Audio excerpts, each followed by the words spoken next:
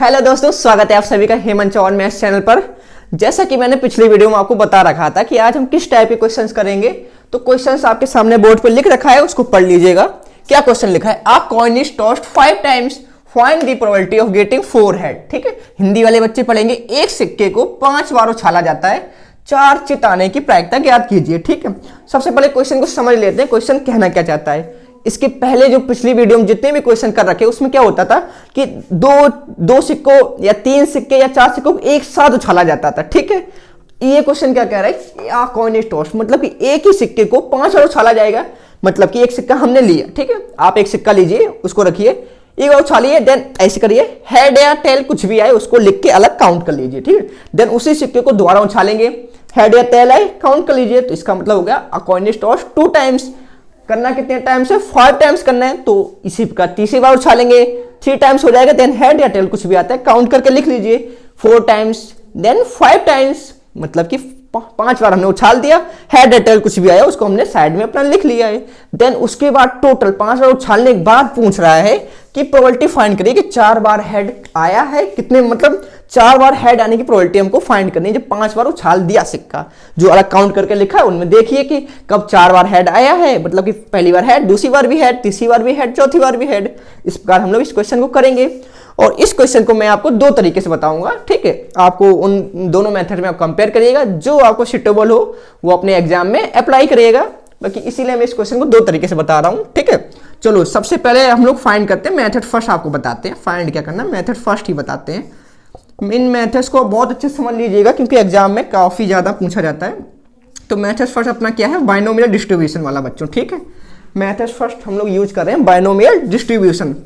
Binomial distribution को हम लोग ग्रेजुएशन में पढ़ा करते हैं। ठीक है बच्चों, बाइनोमियल क्या है? डिस्ट्रीब्यूशन है ना, बाइनोमियल डिस्ट्रीब्यूशन। साथ साथ लिखते भी जाइएगा क्योंकि ये बहुत ही इंपॉर्टेंट टॉपिक है आपके लिए, बाइनोमियल डिस्ट्रीब्यूशन। ठीक है, इसका अपना फॉर्मूला होता है, क्या होता है? पी, कैपिटल पी का मतलब होता है प्रोबेबिलिटी। ठीक है, कैपिटल एक्स की वैल्यू, यहाँ पे स्मॉल एक्स होता है कि क्या हमको प्रोबेबिलिटी फाइंड करनी है। कैपिटल एक्स का मतलब होता है रैंडम वेरिएबल। ठीक है बच्चों, यहाँ पे तो चलो n C x, then small p की पावर एक्स, एन क्यू की पावर एन माइनस एक्स। ठीक है बच्चों, कुछ बच्चे तो यहाँ पे अभी कंफ्यूज होना स्टार्ट हो गए होंगे कि क्या कंफ्यूजन आ रही होगी कि सर ने यहाँ पे भी पी लिख रखा है, यहाँ पे भी पी लिख रखा है। तो बच्चों ये कैपिटल पी है, ये स्मॉल पी है, दोनों का अलग अलग मतलब है। ये प्रोबेबिलिटी है पूरे, जो आपको जैसे 4 हेड आने की प्रोबेबिलिटी है, तो यहाँ पे ये प्रोबेबिलिटी फाइंड कर रहे हैं, ये पी है स्मॉल पी, इसको हम लोग कहते हैं प्रोबेबिलिटी ऑफ सक्सेस। ठीक है बच्चों, ये प्रोबेबिलिटी पहले से ही गिवन है, प्रोबेबिलिटी ऑफ गिवन नहीं है, मतलब कि निकालनी पड़ेगी सक्सेस की प्रोबेबिलिटी कितनी होती है। ठीक है, क्यू का मतलब होता है क्या? Probability of unsuccess. ठीक है, मतलब कि जो इवेंट अपने सक्सेस नहीं हुए हैं। अब इस क्वेश्चन को एक और कंडीशन होती है इसमें, क्या? P plus q equal to 1 होना चाहिए, मतलब कि स्मॉल p क्या है? Probability of success, small q क्या है? Probability of unsuccess. जब इनको हम लोग ऐड करेंगे तो वैल्यू हमेशा 1 के बराबर आनी चाहिए, तभी इस क्वेश्चन को हम लोग, इस डिस्ट्रीब्यूशन को हम लोग क्वेश्चन में अप्लाई कर सकते हैं। और इसके अलावा भी और भी कंडीशंस होती हैं कि जब इस क्वेश्चन को हम लोग अप्लाई, इस डिस्ट्रीब्यूशन को हम लोग कैसे अप्लाई कर सकते हैं। ये कंडीशन मेन होती है, याद रखिएगा। p plus q equal to value हमेशा 1 आनी चाहिए। फर्स्ट कंडीशन तो हम लोग कह दो, इसी को कह दो, ये तो इसके साथ ही रहती है। और इसके तरफ से कंडीशन क्या होती है? देखो यहाँ पे जो n होता है, जो स्मॉल n दे रखा है ना, ये होता है नंबर ऑफ ट्रायल्स। ठीक है, नंबर ऑफ ट्रायल्स होता है। अब बच्चों ट्रायल्स किसे कहते हैं? तो ट्रायल्स का मतलब अभी मैंने आपको क्या बता रखा था कि एक सिक्के को जब एक बार उछालेंगे तो उसको कहेंगे ट्रायल्स। ठीक है, दूसरी बार उछालेंगे तो उसको कहेंगे सेकेंड ट्रायल। यहाँ पे बस मतलब अलग अलग दे दिया, हम लोग हिंदी में अपने लोकल भाषा में कह देते हैं कि इस सिक्के को उछाल दिया भाई, उछाला, तो यहाँ पे उसको कह देंगे ट्रायल्स। ठीक है, तीसरी बार ट्रायल्स किया, देना कुछ भी आया तो उसको हम लोग कह रहे हैं ट्रायल्स। ठीक है बच्चों, तो n, तो सबसे पहले क्या होता है कि नंबर ऑफ ट्रायल्स क्या होनी चाहिए बच्चों? फाइनाइट होनी चाहिए। नंबर ऑफ ट्रायल्स क्या होनी चाहिए? नंबर ऑफ ट्रायल्स फाइनाइट होने चाहिए। फाइनाइट का मतलब क्या होता है बच्चों? जिनको हम लोग गिन सकें, काउंट कर सकें। तो n की वैल्यू क्या होनी चाहिए? फाइनाइट होनी चाहिए। तो बच्चों यहाँ पे आप अप्लाई कर सकते हैं, कैसे अप्लाई करेंगे बताते हैं कि n फाइनाइट कैसे होना चाहिए। देन नंबर ऑफ ट्रायल्स क्या होने चाहिए बच्चों? फाइनाइट होनी चाहिए, नंबर ऑफ ट्रायल्स क्या होनी चाहिए, फाइनाइट होनी चाहिए। और सबसे पहली बात, दूसरी बात बताते हैं आपको क्या होती है कि जैसे आपने सिक्का उछाला, ठीक है, आपने पहला सिक्का उछाला कुछ भी आ गया, देन रख दिया, हेड टेल कुछ भी आया, काउंट करके दूसरी बार उछाला, हेड टेल कुछ भी आया। आप क्या कर रहे हो कि पहला जो ट्रायल किया है, दोनों दूसरा जो ट्रायल किया वो आपस में कभी डिपेंडेंट नहीं है, ठीक है। मतलब कि सारे जितने भी ट्रायल्स करेंगे वो सारे क्या होने चाहिए, इंडिपेंडेंट होने चाहिए आपस में, कि पहला ट्रायल किया उसका इफेक्ट दूसरे ट्रायल पर बिल्कुल भी नहीं पड़ रहा है। तो दूसरी कंडीशन क्या बन रही है, क्या, ऑल ट्रायल्स आर इंडिपेंडेंट, ठीक है बच्चों, इनको सही से लिख लीजिएगा अगर दिख ना रहा, ऑल ट्रायल्स आर क्या होने चाहिए, इंडिपेंडेंट होने चाहिए, इंडिपेंडेंट मतलब कि ठीक है, पहला जो ट्रायल किया वो कभी दूसरे ट्रायल को इफेक्ट करेगा ही नहीं, ठीक है बच्चों। आप तीसरी कंडीशन पे चलते हैं। तीसरी कंडीशन क्या कहती है कि जो प्रोबेबिलिटी ऑफ सक्सेस है वो सारे ट्रायल्स में सेम ही रहनी चाहिए। अब मान लो, आपको इसको समझाते हैं कैसे। इसको मान लो आपको एक सिक्का आपने उछाला, ठीक है, एक सिक्कों को आपने उछाला तो प्रोबेबिलिटी ऑफ हेड आने की प्रोबेबिलिटी कितनी होती है, 1/2। प्रोबेबिलिटी ऑफ टेल आने की कितनी होती है, 1/2। मतलब कि पहली बार उछाला तो हेड टेल यानी प्रोबेबिलिटी 1/2 ही रहेगी। फिर उसी सिक्के को आप दूसरी बार उछालोगे तो प्रोबेबिलिटी 1/2 ही तो रहेगी, हेड आने की प्रोबेबिलिटी, टेल आने की प्रोबेबिलिटी। तो मतलब कि प्रोबेबिलिटी ऑफ सक्सेस या सक्सेस कहते हैं, मतलब कि जो भी हमको यहाँ पे क्वेश्चन है वो सक्सेस कहा जाएगा उसको, तो वो कभी भी चेंज नहीं होती है वहां पे, ठीक है। तो ये कंडीशन क्या हो जाए अपने पास, प्रोबेबिलिटी जो अपने स्मॉल पी है, प्रोबेबिलिटी पी ऑफ सक्सेस, ठीक है, is same of each trial, ठीक है बच्चों। मतलब कि प्रोबेबिलिटी ऑफ सक्सेस है सारे ट्रायल में क्या होनी चाहिए, सेम होनी चाहिए। हिंदी वाले बच्चे इस तरीके से समझ लें। तो इसकी तीन कंडीशंस हमको अप्लाई करनी होती है कि नंबर ऑफ ट्रायल्स फाइनाइट होनी चाहिए, ऑल ट्रायल्स आर इंडिपेंडेंट, और प्रोबेबिलिटी पी जो होनी चाहिए वो सारे ट्रायल्स में सेम होनी चाहिए। जब ये तीन कंडीशन और ये कंडीशन इस क्वेश्चन में सेटिस्फाई कर जाएंगी, देन हम लोग बाइनोमियल डिस्ट्रीब्यूशन का यूज कर सकेंगे। इसमें याद रखना, ये ऐसा नहीं है कि क्वेश्चन देखा बाइनोमियल डिस्ट्रीब्यूशन लगा दिया, ठोंक दिया, बच्चों क्वेश्चन गलत हो जाएगा तुरंत। सबसे पहले इन कंडीशंस को अप्लाई करना होगा और इसको अप्लाई करना होगा, देन इस क्वेश्चन लगाओगे। अगर ये सारी सेटिस्फाई कर रही है देन इसको लगा के हम लोग इसका तरीका, इस पे जो भी क्वेश्चन पूछा होगा उसको फाइंड कर सकते हैं। चलो इनको आप लिख लीजिएगा अच्छे से। अब सबसे पहले हम लोग फाइंड करते हैं, थोड़ा स्पेस बनाते हैं ना, इन क्वेश्चंस को लिख लीजिएगा। क्वेश्चंस क्या है, इस सारे को लिख लीजिएगा आप लोग वीडियो पोस्ट करके। अब ट्राई, ये तो खैर कंडीशंस लिखे रहने देते हैं हम लोग। अब देखो क्वेश्चन पढ़ते हैं। अ coin is tossed 5 times, find the probability of getting 4 head. एक सिक्के को 5 बार उछाला गया है, मतलब कि कितने बार उछाला गया, 5 बार। हमको पता है नंबर ऑफ ट्रायल्स क्या है, फाइनाइट है, ठीक है। यहाँ पे स्मॉल एन की वैल्यू क्या हो जाएगी बच्चों, नंबर ऑफ ट्रायल्स, मतलब एक सिक्के को 5 बार उछाला जा रहा है तो एन क्या, एन की वैल्यू कितनी आ गई, स्मॉल एन की 5 आ गई। तो नंबर ऑफ ट्रायल्स कितने हैं, फाइनाइट है। पहली कंडीशन सेटिस्फाई कर गई है। All trials are independent. दूसरी कंडीशन चलते हैं। तो मान लो पहली बार आपने सिक्का उछाला, हेड या टेल कुछ भी आ गया, बट क्वेश्चन के अकॉर्डिंग क्या आना चाहिए, हेड ही आना चाहिए, तो हेड आ गया। देन सेकेंड बार उछाला तो भी हेड आ गया। तो क्या पहला जो हेड आया है वो सेकेंड वाले हेड पे कुछ डिपेंड कर रहा है, कुछ इफेक्ट कर रहा है, बिल्कुल भी नहीं कर रहा है इफेक्ट। तो मतलब कि दूसरी कंडीशन भी अपनी सेटिस्फाई कर गई कि ऑल ट्रायल्स आर कैसे, इंडिपेंडेंट है। अब बात करते हैं प्रोबेबिलिटी स्मॉल पी की, probability of success. Probability of success कैसे निकालते हैं बच्चों, ये बताओ। कि यहाँ पे बात किसकी हो रही है, गेटिंग हेड, 4 हेड की बात हो रही है। तो जब पहली बार आपने सिक्का उछाला है, तो एक बार जब कोई सिक्का उछाला जाता है तो प्रोबेबिलिटी ऑफ सक्सेस मतलब कि हेड आने की प्रोबेबिलिटी कितनी होती है बच्चों, total outcome, favourable outcome divided by total outcome. तो एक सिक्के के दो ही पहलू होते हैं कि नहीं होते हैं, या तो हेड आएगा या तो टेल आएगा। तो मतलब कि प्रोबेबिलिटी ऑफ हेड आने की प्रवृत्ति कितनी हो जाएगी बच्चों, टोटल आउटकम कितने हो जाएंगे, एक ही सिक्का है तो टोटल आउटकम तो 2 ही रहेंगे। और हेड आने की प्रोबेबिलिटी जब फाइंड करनी है तो हेड तो एक ही बार आ रहा है ना, तो मतलब कि 1/2 हो जाती है हेड आने की प्रोबेबिलिटी। सिमिलरली 1/2 हो जाती है टेल आने की प्रोबेबिलिटी। तो मतलब कि probability of success is same as each trial, मतलब कि स्मॉल पी की वैल्यू कितनी हो जाएगी बच्चों यहाँ पे 1/2। यहीं पे अगर ये कह देता 4 टेल की तो भी प्रोबेबिलिटी 1/2 ही रहती है, क्योंकि टी टेल भी तो एक ही बार आता है, 2 बार तो आता नहीं है। तो यहाँ पे एन की वैल्यू हम लोगों ने फाइंड कर ली, पी की वैल्यू फाइंड कर ली। अब देखो probability of P same of each trial, पहली बार भी उछालोगे तो भी 1/2 ही आएगी। अब इसी सिक्के को दोबारा उछालते हैं तो ये क्या हेड क्या टेल चेंज हो जाएगा? रहेगा तो हेड एक ही बार, बिल्कुल रहेगा हेड एक ही बार, ठीक है। तो ये तीनों कंडीशन अपनी सेटिस्फाई हो चुकी हैं बच्चों, इनको बिगाड़ देते हैं क्योंकि स्पेस की थोड़ी कमी है अपने पास। चलो यहाँ पे हम लोगों ने क्वेश्चंस के अकॉर्डिंग बाइनोमियल डिस्ट्रीब्यूशन में 2 वैल्यू फाइंड कर लिए। अब बात करते हैं क्यू की बच्चों। तो मैंने आपसे क्या कहा था, एक कंडीशन और होती है क्या, P प्लस Q की वैल्यू कितनी होनी चाहिए? 1 होनी चाहिए। तो देखो P की वैल्यू कितनी है 1/2 प्लस Q की वैल्यू फाइंड कर लेते हैं यहाँ से 1। तो Q की वैल्यू बच्चों कितनी आ जाएगी 1 माइनस 1/2 मतलब कि 1/2 आ गई। अब अगर 1/2 प्लस 1/2 इन दोनों को ऐड करोगे तो वैल्यू 1 ही आती है ना। तो हम लोग क्या कहना चाहते हैं इस क्वेश्चन में कि अब हम लोग अप्लाई कर सकते हैं। ये Q की वैल्यू 1/2 आ गई तो यहाँ पे लिख लेते हैं।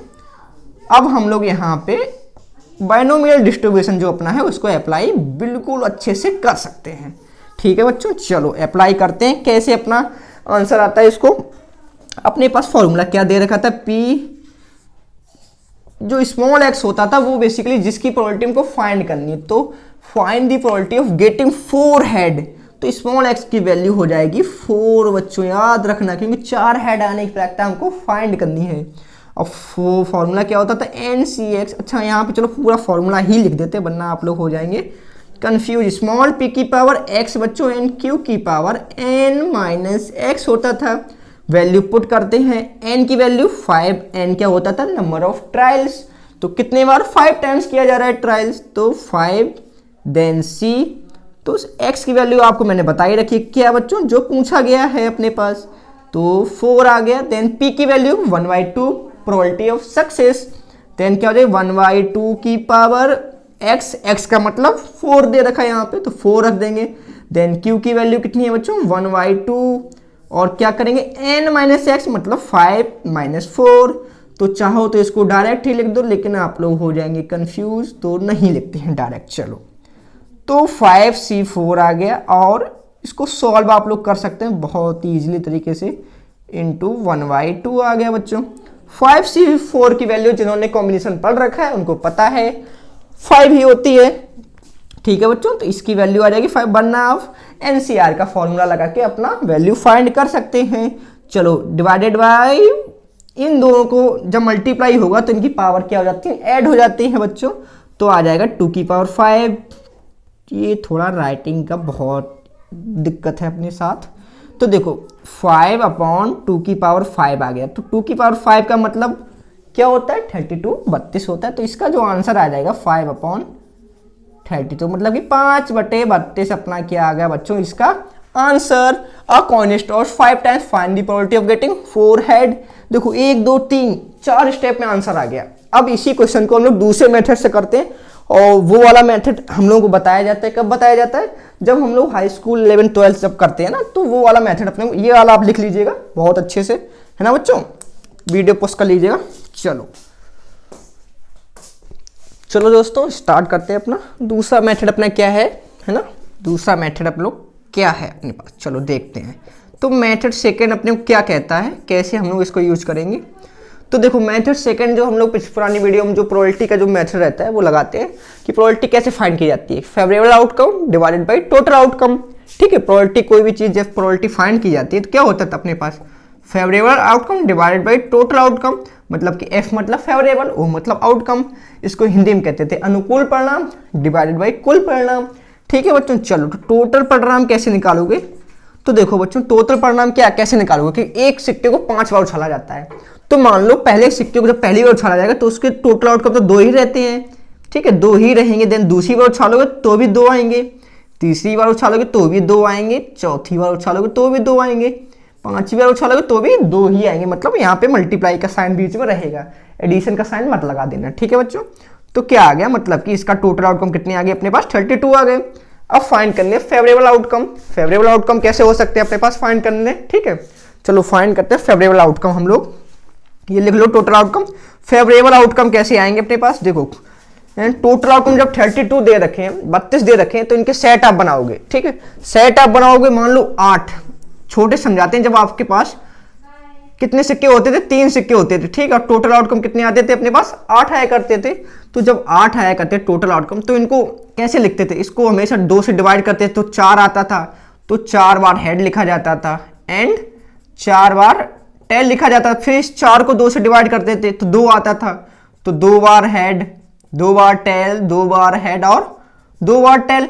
देन फिर जो 2 आता था इसको 2 से डिवाइड करते थे, देन 1 आता था। तो मतलब एक बार हेड, एक बार tail, head tail, head tail, head tail, ऐसे लिखा करते थे ना। तो ये 8 अपने पास कॉम्बिनेशन बन जाते, सेट 1 सेट में एलिमेंट आ जाते हैं इस तरीके से। बट यहीं पे टोटल आउटकम कितने देखा, 32 दे रखा भाई, 32 कैसे बनाओगे, बहुत ज्यादा टाइम गेनिंग चीज है, बहुत ज्यादा आपको टाइम लगने वाला है इस चीज में।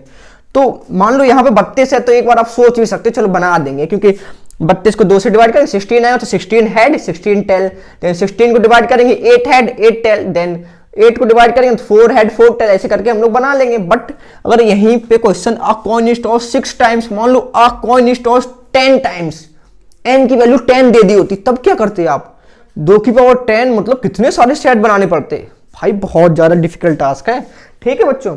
तो बस इस क्वेश्चन में मेथड से ये करने से बस यही प्रॉब्लम आती है कि इसमें थोड़ा सा अपने को कॉम्बिनेशन, ये सेट लिखने में प्रॉब्लम आ जाती है, ठीक है। बाकी चलो 32 में हम लोग जो यहाँ पे काउंट होंगे वो सारे सेट में यहाँ पे लिखने वाला हूँ, ठीक है। बात कर रहा है गेटिंग 4 हेड की, मतलब कि जब आप सिक्के 5 बार उछाल रहे हो तो 4 बार तो हेड ही आना चाहिए, बाकी एक बार चाहे टेल है चाहे हेड है उनको कोई प्रॉब्लम नहीं है, ठीक है। 4 बार हेड आना चाहिए, वही फेवरेबल आउटकम में चीजें अपनी काउंट की जाएंगी। तो चलो सबसे पहले मान लो टेल आ गया, ठीक है, मैं फेवरेबल आउटकम की सारी कंडीशंस लिख रहा हूँ, ठीक है बच्चों। टेल आ गया, इस टेल को धीरे धीरे आगे सेकंड पोजीशन पे ले जाएंगे, थर्ड पे ले जाएंगे, फोर्थ पे ले जाएंगे, देन फिफ्थ पे ले जाएंगे, वही सारी अपनी कंडीशन रहेंगे। बेसिकली 4 हेड तो दे ही रहा है ना, 4 हेड आ रहा है। चलो मान लो अब पहली बार में हेड आ गया, दूसरी बार में टेल आ गया, तीसरी बार में हेड आ गया, चौथी बार में भी हेड, पांचवी बार में भी हेड। अब बात करते हैं हेड, हेड फिर टेल, फिर हेड, फिर हेड, 1 2 3 5 टाइम्स ही तो उछाला जा रहा है। तो head head head, then tail, then head. एक कंडीशन यहाँ पे लिख देते हैं, head head head head, then tail बच्चों, ठीक है। तो देखो ये टेल को धीरे देख, 4 हेड यहाँ पे भी है, 4 हेड यहाँ पे भी आ रहे हैं, 4 हेड यहाँ पे भी आ रहे हैं, 4 हेड यहाँ पे भी, 4 हेड यहाँ पे भी। अब कोई बच्चा सोच रहा होगा कि सर आप ये वाली कंडीशन क्यों नहीं ले रहे कि हेड हेड हेड, ये वाली कि पांचों जगह पे हेड आ जाए, ठीक है। 5 बार जब सिक्का उछाले तो 5 बार हेड आ जाए। तो बच्चों क्वेश्चन में क्या कह रहा है, प्रोबेबिलिटी ऑफ गेटिंग 4 हेड, मतलब उसको 4 हेड ही चाहिए, मतलब यहाँ पे एग्जैक्टली की कंडीशन है, ठीक है। एग्जैक्टली कभी लिखा नहीं, इसने लिखा नहीं, बस छिपा हुआ है। एग्जैक्टली कंडीशन क्या होती थी कि 4 ही चाहिए, ना 4 से कम ना 4 से ज्यादा। तो यहाँ पे 5 हेड आ रहे हैं, 4 तो आ ही रहे, 5 आ रहा है, तो बात किसी कर रहा है 4 हेड ही चाहिए। तो ये वाली कंडीशन इसलिए हम लोग यहाँ पे नहीं ले रहे हैं, ठीक है बच्चों। कुछ होते हैं ना बच्चों, उनको कंफ्यूजन हो जाता है। तो 1 2 3 4 5 फेवरेबल आउटकम में कितने आ गए, 5 आ गए। तो प्रोबेबिलिटी कितनी आ जाएगी, 5 favourable outcome divided by total outcome 5/32 बच्चों। ये आ गया अपना आंसर। आंसर दोनों मेथड से सेम ही आता है, आंसर हमेशा सेम आएगा चाहे आप किसी भी मेथड से ट्राई करें क्वेश्चंस को। चलो ये अपना आ गया। अब इन दोनों मेथड से आप अपना कंपेयर कर लीजिएगा कौन सा मेथड आपको सिंपल लग रहा है, कौन सा मेथड आपको यूज करना है। देखो मेरा जो पॉइंट ऑफ व्यू है मैं बताता हूं। अगर यहाँ पे कॉइन्स को ज्यादा इंक्रीज, मतलब कि मान लो 10 टाइम्स इंक्रीज कर रहा है, 5 टाइम्स या 12 टाइम्स, कितने भी, अगर यहाँ पे नंबर ज्यादा है, ठीक है, नंबर काउंटिंग ज्यादा आ रही, तो हमेशा आप बाइनोमियल डिस्ट्रीब्यूशन लगाइएगा। और यहीं पे अगर नंबर्स कम है, जैसे मान लो आ जाए 3, a coin it toss 3 times, then आप सेट कॉम्बिनेशन आराम से बना सकते हैं। देन आप मेथड सेकेंड यूज करना आपके लिए बहुत ज्यादा बेनिफिट रहेगा। फिर वहां पे बाइनोमियल डिस्ट्रीब्यूशन थोड़ा लेंदी लगने लगता है, बट है नहीं, लेंदी लगने लगता है। तो अगर यहाँ पे कंडीशंस मतलब कि 5 की जगह 6 7 8 कुछ भी दे रखा है, देन बाइनोमियल डिस्ट्रीब्यूशन लगाएगा एग्जाम में, बहुत यूजफुल रहेगा। और यहीं पे अगर कम कॉइन्स दे रखे हैं, तो कितने मतलब कम कॉइन्स क्या उसको कम टाइम्स और उछाला जाता है, तो आप ये मेथड सेकेंड यूज करिएगा, ये आपके लिए बेनिफिट रहेगा। चलो बच्चों मिलते हैं एक और नई नेक्स्ट वीडियो में। चलो धन्यवाद बच्चों।